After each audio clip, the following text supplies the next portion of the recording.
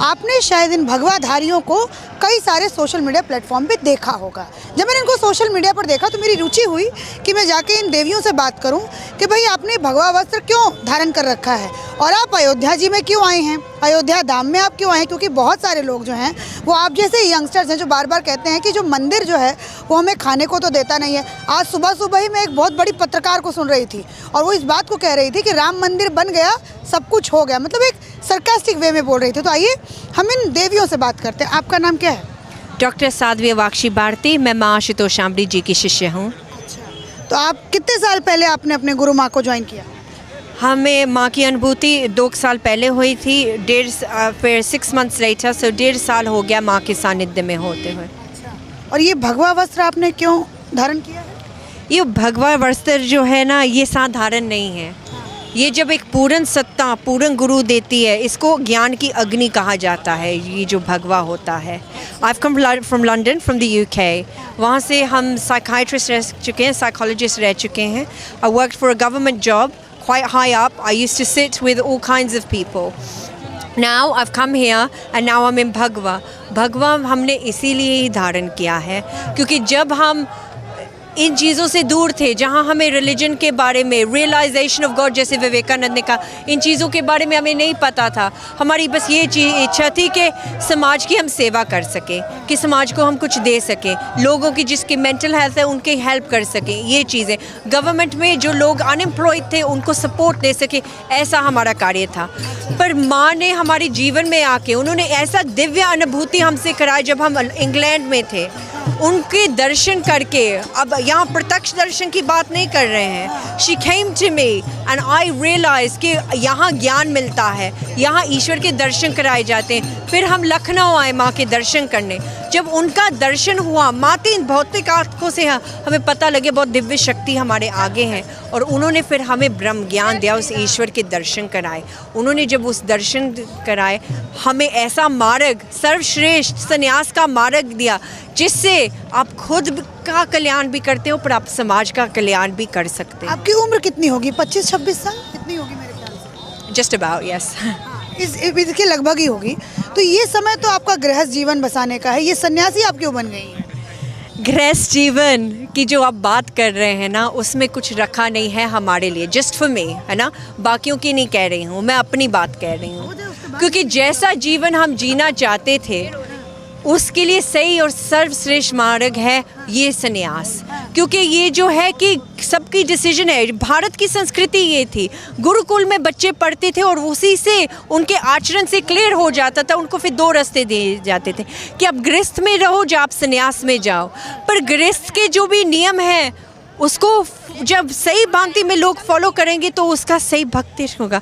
पर हमें इस चीज़ में कोई इंटरेस्ट नहीं था, हमने बस ईश्वर को प्राप्त करना था और वो माँ ने हमें दिखा दिया। यहाँ क्या कर रही हैं? अयोध्या में क्या कर रही हैं?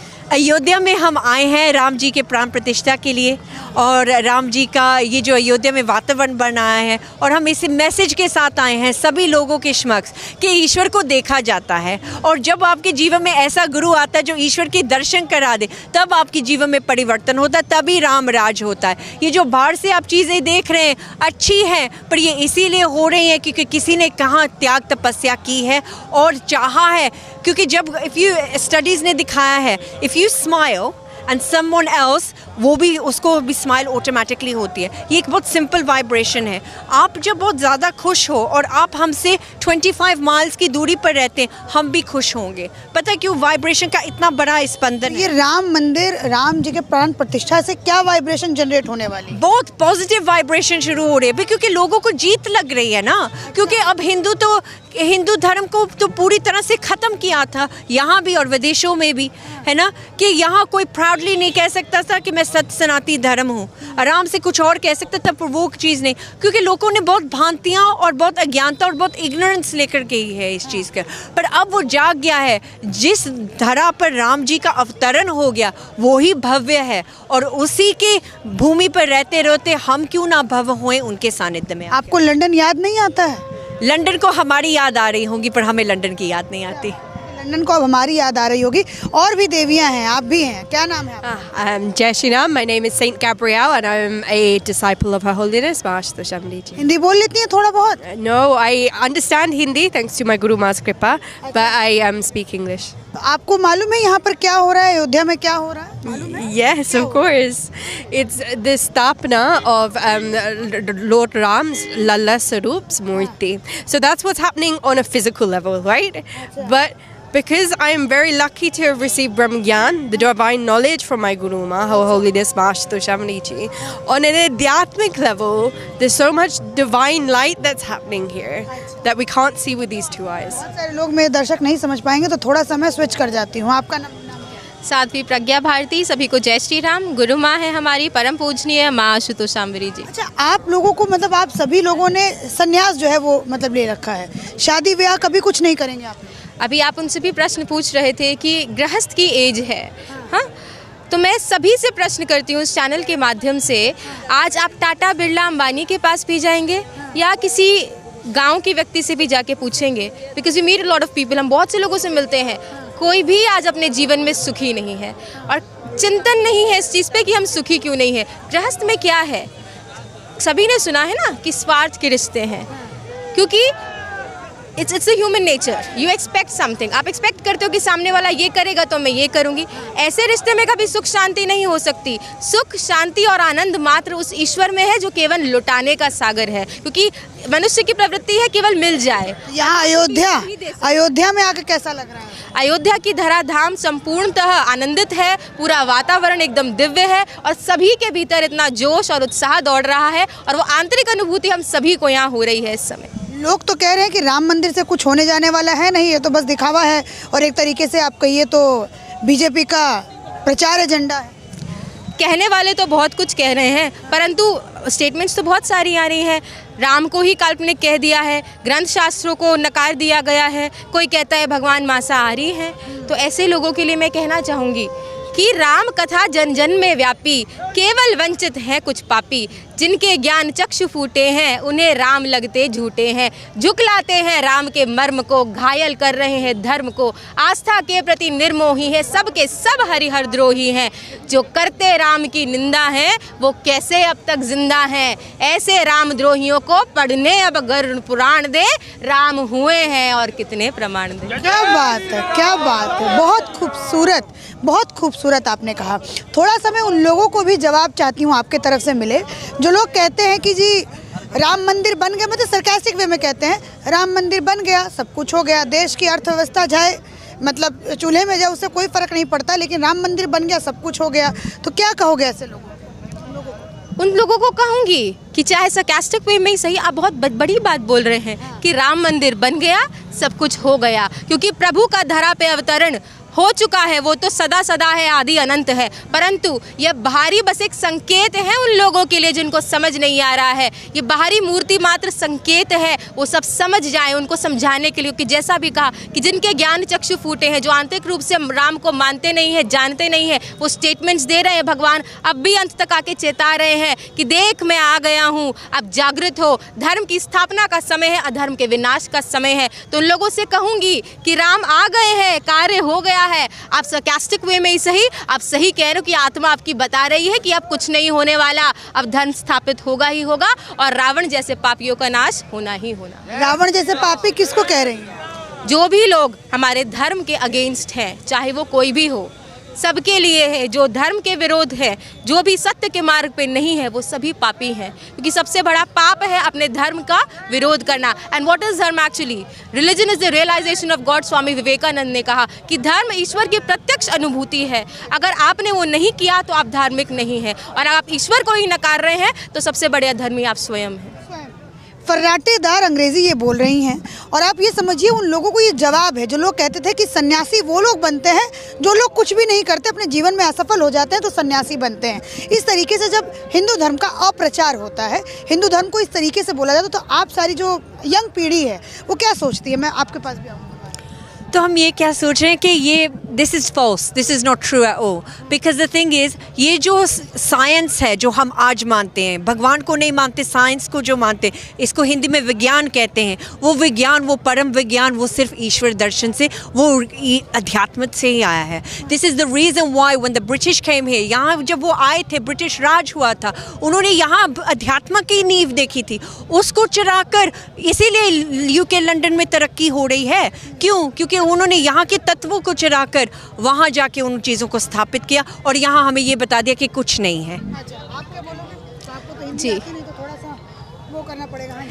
जी बिल्कुल, मैं कहना चाहूँगी क्योंकि इंट्रोडक्शन मिल ही चुका है। दोनों दीदियाँ हैं हमारी, विदेश से, लंदन से है। मैं खुद भी दिल्ली से हूँ। मैंने बीकॉम किया है दिल्ली यूनिवर्सिटी से, CS किया है, 1.5 साल गूगल में जॉब की है। और साल गूगल में जॉब, कितना पैकेज था आपका? हमारा 85,000 पर मंथ का मेरा पैकेज था, उसको छोड़कर मैं आई हूँ। अब चिंतन का विषय है कि ये कैसे संभव हुआ। स्वामी विवेकानंद जी ने विदेशों में जाके भारतीय संस्कृति की स्थापना की, कैसे की?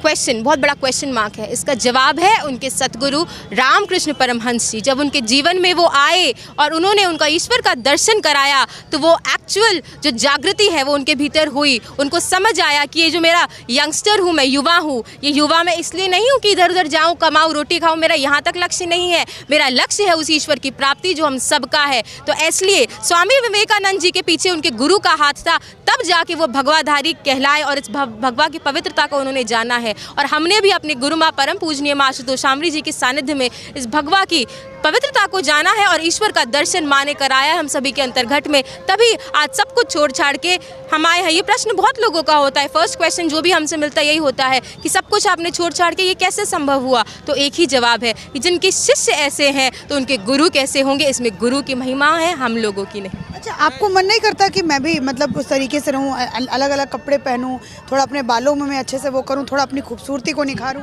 एक समय था मैं भी दिल्ली में एक मॉडर्न लड़की थी। बालों का जो भी है, एक लड़की की इच्छाएं होती है, ड्रेसिंग करना, ये सब है। ऑफ कोर्स मैं भी एक नॉर्मल इंसान थी, मेरी भी थी। परंतु जब पूर्ण गुरु अपने गुरु माँ के सानिध्य में आई, उन्होंने बताया, उन्होंने मात्र शब्दों में नहीं, उन्होंने समझाया कि यह तन विष की वेलरी, गुरु अमृत की खान, शीश दिए जो गुरु मिले तो भी सस्ता जान। ये तन में केवल विष है विष, और अमृत केवल वह ईश्वर है। उसको प्राप्त करोगे तो जीवन में मुक्त होगे, अन्यथा ये सब तो कुत्ता बिल्ली हाथी घोड़े भी खा रहे हैं, सो रहे हैं, वो सब कर ही रहे हैं। कुत्ता बिल्ली हाथी घोड़े जैसा बना दिया जो गृहस्थ जीवन में है। गृहस्थ का मतलब ये नहीं, अगर गृहस्थ होते हुए भी आप भक्ति कर रहे हैं, हम उनके लिए ये संदेश है ना। खाना, सोना और अपनी सांसारिक कष्ट कलेशों में डूबे रहना, यह एक मानव की पहचान नहीं है। कहना चाहूँगी इसके विषय में, आपने दीदी ने कुत्ते बिल्ली की बात करी। हमारे शास्त्रों में लिखा है, धर्मेण हीनः पशु भी समाना। जो धर्म से विहीन है, जिसको धर्म का नहीं पता, वो पशुवत आचरण करता है और पशु के समान ही अपना जीवन यापन करता है। सारे विपक्ष धर्म को तो वो करते ही नहीं है। तो धर्म की पहचान है जिस सिर्फ शास्त्रों को पढ़ लेना, वेदों के ज्ञाता तो रावण भी था। रावण प्रकांड विद्वान था, फिर क्यों उसको राक्षस कहा गया? क्योंकि उसके पास वो गुरु नहीं थे, वो ब्रह्म ज्ञान नहीं था जिससे वो प्रभु श्री राम का दर्शन करता, प्रभु श्री राम को पहचानता। विद्वान तो रावण भी था, क्यों उसको फिर राक्षस कहा गया? इसीलिए हमारे शास्त्र कहते हैं, वेदाहमेतम पुरखम महांतम आदित्य वर्णम तमसा परस्तात् तमेव विदित्वाति मृत्युमेति नान्यः पंथा विद्यते अनाया। जो उस परम प्रकाश पुरुष को जानता है, वो अकाल पुरुष को जानता है, वही परम पुरुष है, वही सतगुरु है, और इसके अलावा कोई और मार्ग नहीं है। हमारे विवेकानंद जी ने कहा है, अगर आत्मा है तो उसे महसूस करो, अगर ईश्वर है, आप तुम जानते हो कि ईश्वर है, तो उसका दर्शन करो, अन्यथा ये पाखंड करने से अच्छा है तुम नास्तिक हो जाओ, क्योंकि ये पाखंड सही नहीं है। इसके बजाय तुम नास्तिक रहो, आस्तिक हो। अगर अपने आप को आस्तिक कहते हो तो एक सच्चा हिंदू वही होता है जो सिर्फ वेदों को, शास्त्रों को पढ़ता नहीं है, बल्कि उसे अपने अंतःकरण में जानता है। हमारे ऋषि मुनियों ने वेदों को लिखा नहीं, उन्होंने पहले अपने अंतःकरण में देखा है। वेदों में कहा है, अरे वाह आत्मा द्रष्टव्यो मंतव्यो श्रोतव्यो, श्रोतव्यो द्रष्टव्यो मंतव्यो। पहले सुनो, फिर देखो, फिर मानो। हमारे ऋषि मुनियों ने कहा है, सुनो, हम राम कथा सुनते हैं, भागवत कथा सुनते हैं, फिर उन्होंने कहा देखो, सुनो राम की महिमा, फिर देखो। देखना क्या है? राम को देखो, कृष्ण को देखो, जिनकी आप महिमा सुन रहे हो, जिनकी आप महिमा गा रहे हो, क्या आपने उनको देखा है? स्वामी विवेकानंद जी एक प्रश्न करते थे हर गुरु से के पास जाके, क्या आपने ईश्वर को देखा है? क्या आप मुझे दिखा सकते हैं? हम इस लाइव के माध्यम से पूरी दुनिया वालों को कहना चाहते हैं। कहते हैं हमारी श्रद्धा ठगी गई जी। ऐसे गुरु मिल गए, अरे उस गुरु के बारे में तो ऐसा न्यूज़ आ रहा था, पता नहीं इतने सारे उसके फॉलोअर्स है, लेकिन ऐसे फिर क्यों हो गया। तो हम उन सब के साथ कहना चाह रहे हैं, हमारी गुरु माँ अक्सर एक बात कहती है कि श्रद्धावान लभ्यते ज्ञानम, लेकिन श्रद्धा को भी विवेक की आंख चाहिए। अगर विवेक नहीं है आपके पास तो आपकी श्रद्धा ठगी जाएगी, क्योंकि अगर संसार में असली नोट है तो नकली भी भरे पड़े हैं। आपकी उम्र कितनी है? मेरी उम्र लगभग बताइए। कितनी लगती है आप लोगों को? मुझे तो लग रही है 27-28 साल की लग रही है। बस इतनी है। हाँ ठीक है। अच्छा मुझे एक बात बताइए, जैसे आज आप हिंदू धर्म को कैसा पा रही हैं, मजबूत या फिर और मजबूत होना बाकी है? बिल्कुल, हिंदू तो पहले से जागृत हो चुका है, इसमें कोई दो राय नहीं है। कैसे पहले कैसे सोया था, अब जागृत कैसे हुआ? पहले ये था कि अपने श्री राम के प्रति, अपने कृष्ण के प्रति इसका कोई इतना चिंतन नहीं था जितना कि आज है। आज पहले विदेशों में इतना प्रभाव नहीं था हमारे प्रभु राम का जितना कि आज है। आज आप देखेंगे विदेशों में, लंदन में, पेरिस में, हमारी दीदी लंदन से आई है, लंदन में सुंदरकांड हो रहा है, राम जी की यात्रा निकाली जा रही है, रामचरितमानस का पाठ हो रहा है।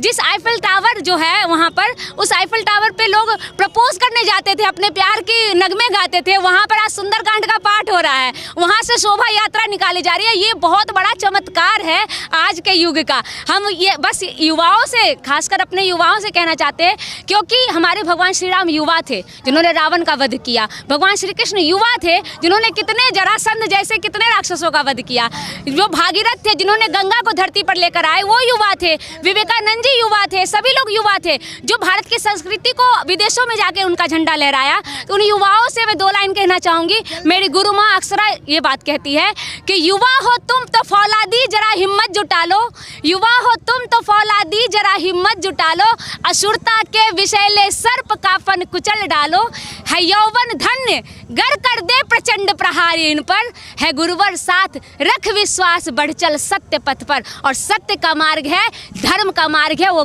ज्ञान, वो ब्रह्म ज्ञान। अपने भीतर ईश्वर को देखो, जानो, आप दृढ़ तभी होगे, मजबूत तभी होगे। बोलो जय श्री राम।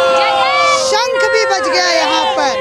अच्छा एक और बात बताइए, जैसे ये कह रही हैं कि अब लंदन में भी सुंदरकांड हो रहा है। लंदन में सिर्फ नहीं, पूरे यूके में, तो Manchester, Leicester, Harrow, Watford, London, हर एक वॉटफोर्ड में सबसे बड़ा इस्कॉन का टेंपल है, कृष्णा जी की भक्ति वहाँ होती है। अब आपकी सबसे बड़ी बड़ी कथावाचिका भारत की वो यूके गई हैं राम कथा करने के लिए।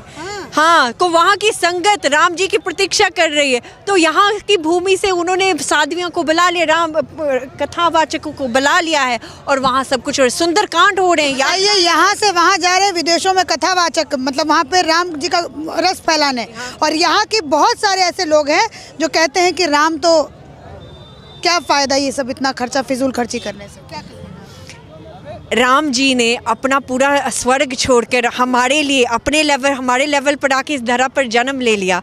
हमारा कुछ नहीं जाएगा जहाँ हम 1 मिनट जाके सत्संग प्रवचन सुन लेंगे, क्योंकि हम टीवी न्यूज़ पे सब, आप यूट्यूब पर चीज़ें देखते हो ना, लोगों के लाइफस्टाइल्स देखते हो, इन्फ्लुएंसर्स की चीज़ें देखते हो, न्यूज़ देखते हो। क्यों? क्योंकि आप चाहते हो आपका जीवन उसके तरह हो, क्योंकि फिर वो बहुत अच्छा होगा। न्यूज़ सुनते हो आप? न्यूज़ सुनते हो? न्यूज़ राजनीतिक कुछ पॉलिटिक्स वाला कुछ सुनते हो?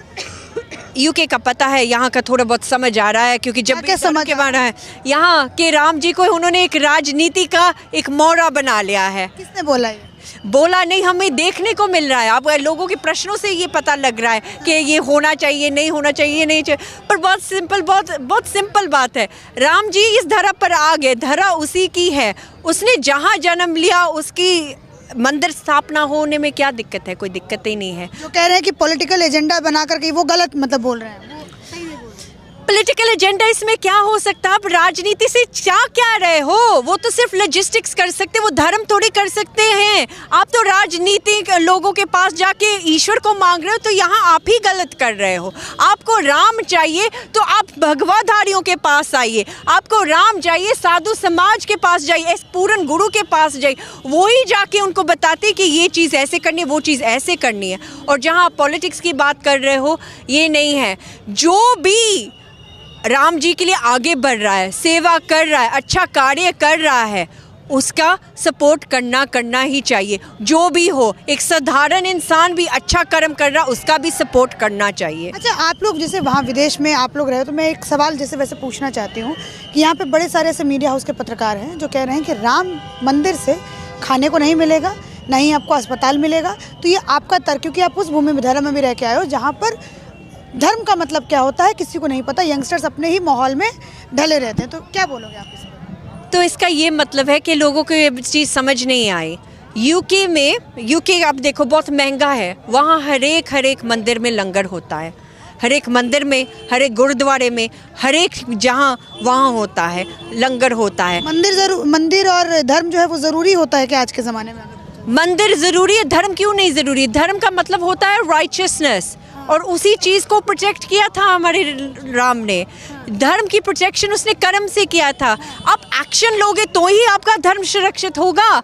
आप कर्म ही नहीं करोगे और दूसरों को देखते रहोगे, दूसरे को देखते रहो, वो करेगा तो मैं करूँगा, तो फिर ऐसे बदलाव थोड़ी। धर्म ज़रूरी है क्या?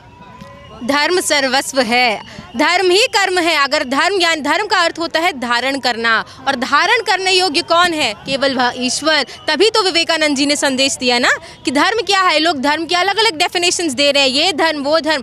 धर्म कभी बटा ही नहीं था। संप्रदाय, मैं पूछ रही हूँ, जरूरी है धर्म? धर्म के जमाने में जहाँ इतना मॉडर्नाइजेशन हो गया है, धर्म परम आवश्यक है। धर्म को भूले हैं तो आज ये गति है। धर्म परम आवश्यक है, उस धर्म को सभी को धारण करना होगा इस समय। आप बताइए, धर्म जरूरी है? आज का इतना मॉडर्न हो गया, देखिए आप कोई भी यहाँ पर उस तरीके से, आप अगर आंटी को भी देखेंगे तो आंटी ने भी जीन्स वीन्स पहन रखा है। मॉडर्न इतना जमाना हो गया है, धर्म जरूरी है? धर्म बिल्कुल जरूरी है। हमारे वेदों में लिखा है धर्मस्त तत्वम निहितम गुहायाम महाजनो येन गतः सह पंथा।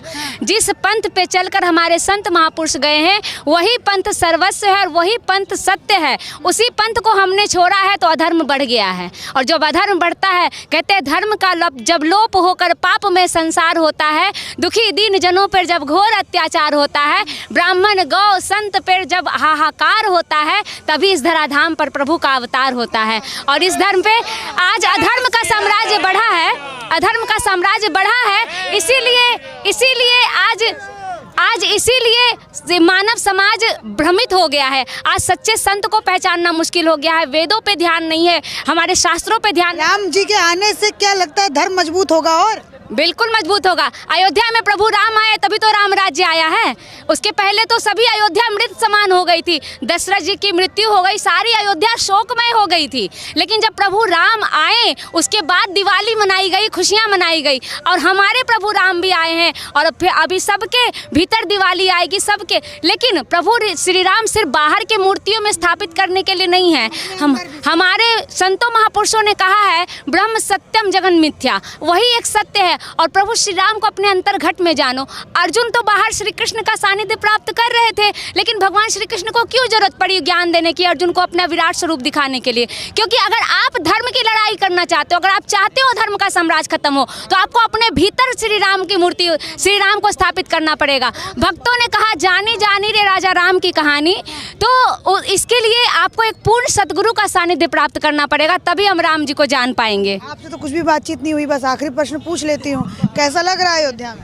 अयोध्या में बहुत अच्छा लग रहा है, बहुत सुंदर है, पहले से बहुत सुंदर है, जिसकी विवेचना शब्दों में नहीं की जा सकती है।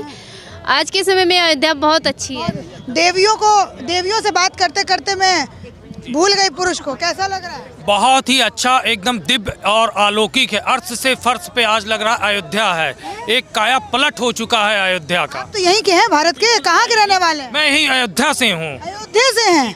अयोध्या में लंदन वाले लोग आ गए क्या? और ये बहुत अच्छी बात है, ये सोचना चाहिए और ये युवाओं को ये चीज़ देखना चाहिए। लोग लंदन से आके यहाँ गुणगान कर रहे हैं। एक समय था स्वामी विवेकानंद यहाँ से जाके लंदन में गुणगान कर रहे थे। आप लोगों के सामने प्रत्यक्षम किम प्रमाणम, कितना बड़ा प्रमाण है। ये देख के आप लोगों को सीख लेनी चाहिए।